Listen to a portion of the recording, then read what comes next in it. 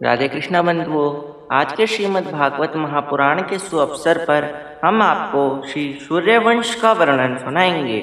और सूर्यवंश की वंशावली नवम स्कंद में आती है, जिसके अंदर बताया गया मंत्वंतराणि सर्वाणि तयोतानि सीर्योतानि में वीर्यांतनं वीर्यस्य हरेस्तकृतानि च। जिज्ञासा रखी परीक्षित जी महाराज ने कि हमें सूर्यवंश व चंद्रवंश की कथा सुनाइए महाराज, क्योंकि इनमें भगवान रामचंद्र जी का और भगवान श्री कृष्णचंद्र जी का वर्णन होगा। सूर्यवंश बहुत बड़ा है, प्रतापी राजा हैं, उनके अत्यंत चरित्र है। इसीलिए मैं अल्प समय में संक्षिप्त में कहूँगा। तो श्री सुखदेव जी महाराज परीक्षित जी को कहने लगे, हे परीक्षित, वैश्ववत मनवंतर में मनु राजा जो वैवस्वत मनु था, जिसके 10 पुत्र थे, जिसमें से पहला था इक्ष्वाकु। इक्ष्वाकु नर्ग श्रियाति दृष्ट दृष्ट कृष्काम नरिशम तम प्रशद्रम च नवगम च कविम विभूम। और फिर उन्हीं में से इक्ष्वाकु जो कन्या सुकन्या का वर्णन भी कथा सुनाई गई, प्रदर्शक की गौ सेवा का वर्णन भी सुनाया गया।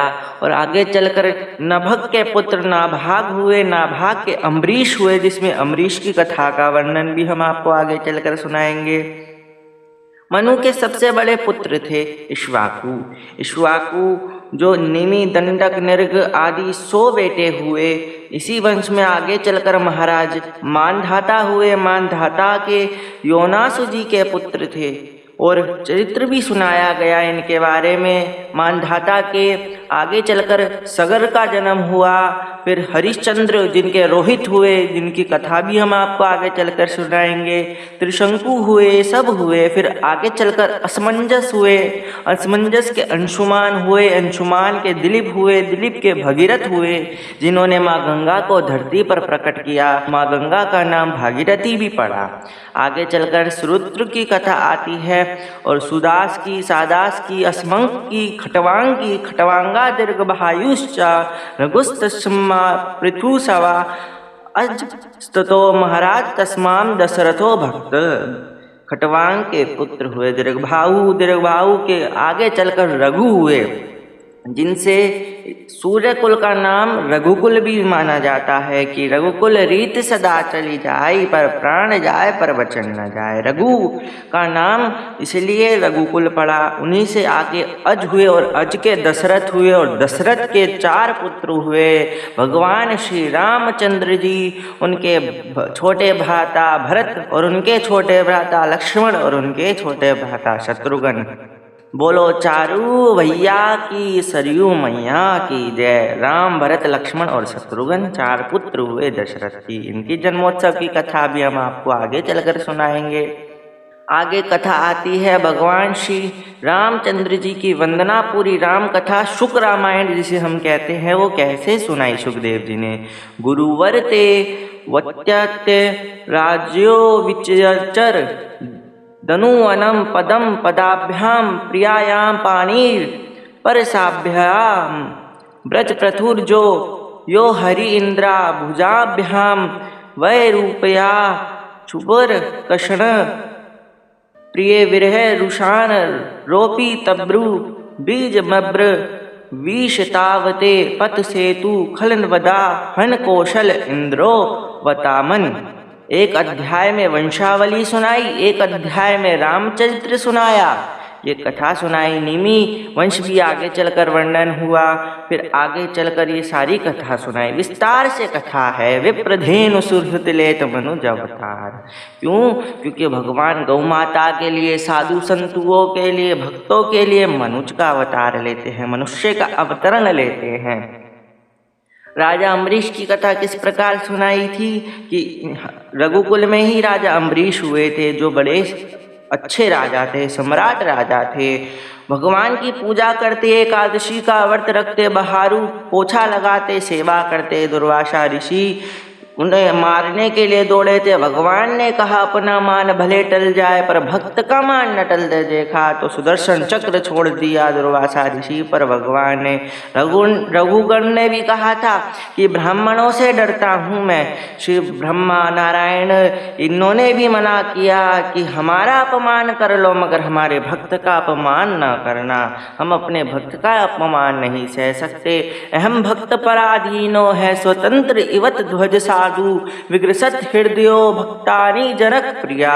भगवान के भक्तों को कभी तंग मत करो। साधवो हृदयम अहम साधु नाम हृदयम त्वम।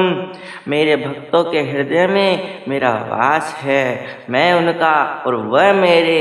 मैं भक्तन संतन को दास और संत मेरे मुकुटमणि। राजा अम्बरीश के पास गए, गले लगाकर कहने लगे मेरी वजह से आपको इतना कष्ट सहना पड़ा भगवान ऐसा भाव रखा।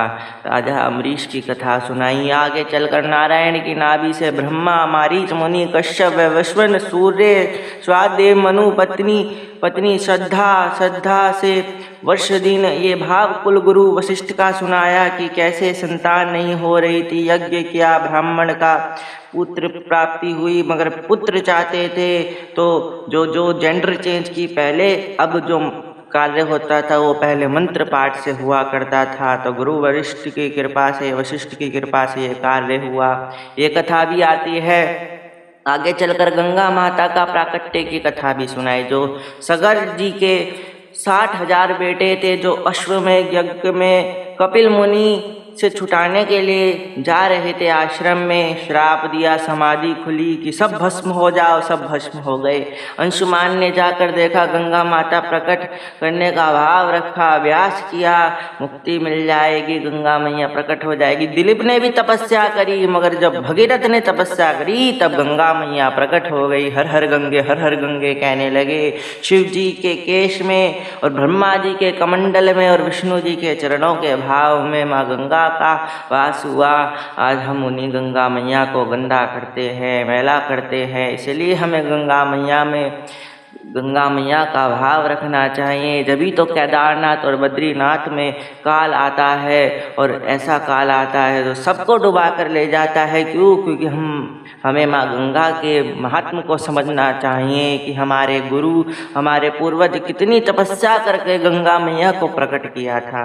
आगे कथा राजा हरिश्चंद्र की भी आती है इन्हीं के संदर्भ में कि हरिश्चंद्र ने शमशान में कार्य कर कर अपने सत्यवादिता अपनी ईमानदारी से अपने पुत्र रोहित का अंतिम संस्कार भी किया था। ऐसे वैसे वीर प्रतापी राजा रघुकुल रघुवंश में हुए। तो यही रघुकुल और रघुवंश की कथा थी जो सूर्यवंश भी कहते हैं। राधे कृष्णा।